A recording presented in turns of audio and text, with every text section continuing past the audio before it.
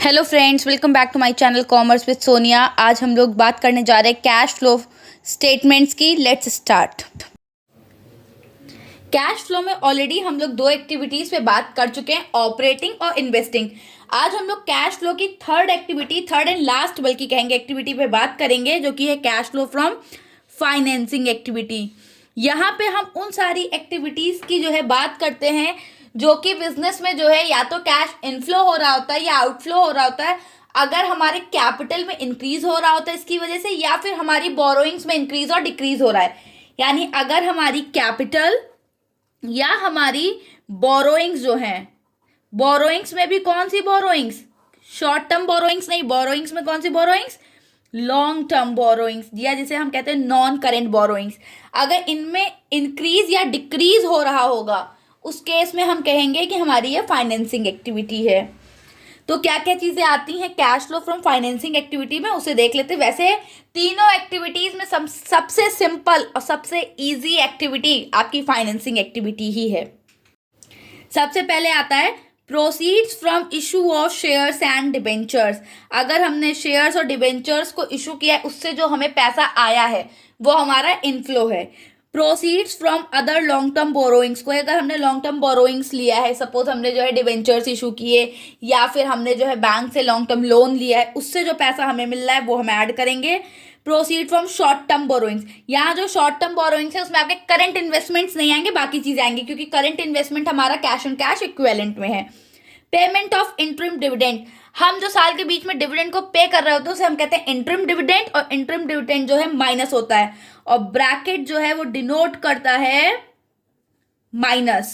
यानी जो चीजें हमें माइनस करनी है वो हम ब्रैकेट में लिख देंगे। तो हमने जो इंटरिम डिविडेंड पे किया है वो माइनस कर देंगे।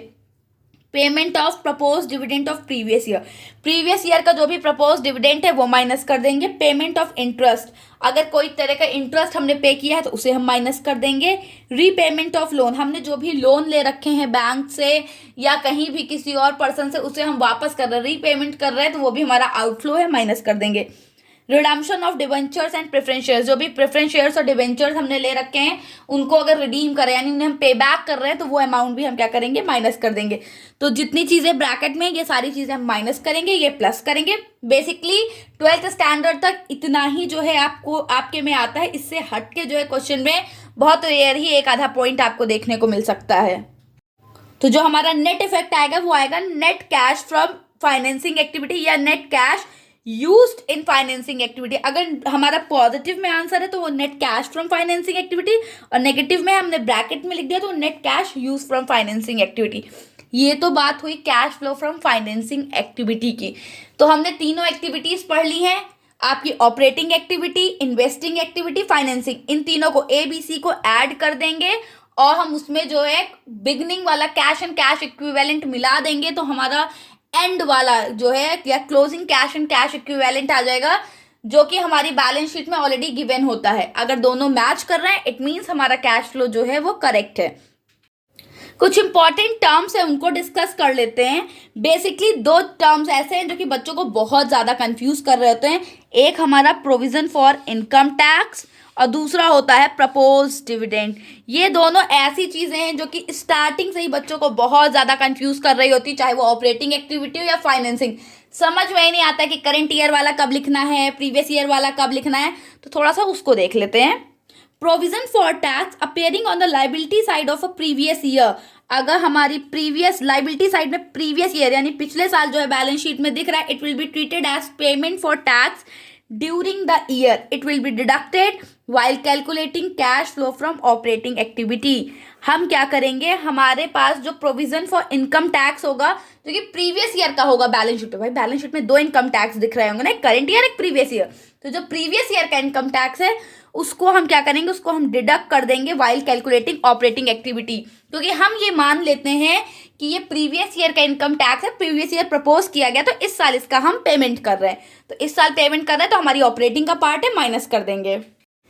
Provision for tax appearing on the liability side of current year, अब प्रीवियस ईयर वाले को तो हमने ऑपरेटिंग में माइनस किया, करेंट ईयर वाले को क्या करेंगे, will be added back to the profit because net profit before taxation is to be shown under the head cash flow from operating activity। इसको क्या कर देंगे, इसे हम ऐड बैक कर देंगे। जब हम कैश फ्लो के लिए net profit before tax calculate कर रहे होते हैं तो हम क्या करते हैं, प्रोविजन फॉर टैक्स, जो हमारे करंट ईयर का प्रोविजन फॉर टैक्स होता है उसको ऐड बैक कर देंगे, और हमारा जो provision for tax previous year का होगा वो हम अपनी ऑपरेटिंग एक्टिविटी में डिडक्ट कर देते हैं।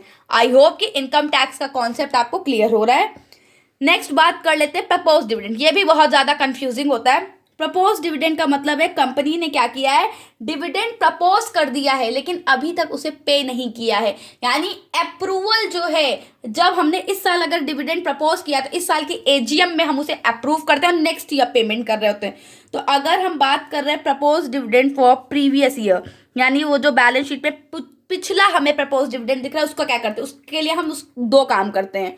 क्या करेंगे, पहला it will be added to net profit before net profit for determining the net profit before tax। हम इसको ऐड कर देंगे नेट प्रॉफिट में, जो भी प्रीवियस ईयर का प्रपोज डिविडेंड है हम उसे ऐड कर देंगे नेट प्रॉफिट में डिटरमाइन करने के लिए नेट प्रॉफिट बिफोर टैक्स, हमारा जो भी नेट प्रॉफिट बिफोर टैक्स उसको कैलकुलेट करने के लिए। दूसरी चीज, it will be shown in financing activity. अब हमें पता है डिविडेंड हम किस में दे रहे होते हैं, डिविडेंड हम पे कर रहे होते हैं जब भी हम जो है कोई शेयर्स या preference shares, equity share issue किए होते हैं उनको हम डिविडेंड दे रहे हैं। अब शेयर इशू करना, अभी हमने पढ़ा कि वो फाइनेंसिंग का पार्ट है, तो जो डिविडेंड दे रहे हैं वो भी फाइनेंसिंग का ही पार्ट है। आउटफ्लो होगा उसे हम ब्रैकेट में शो करेंगे।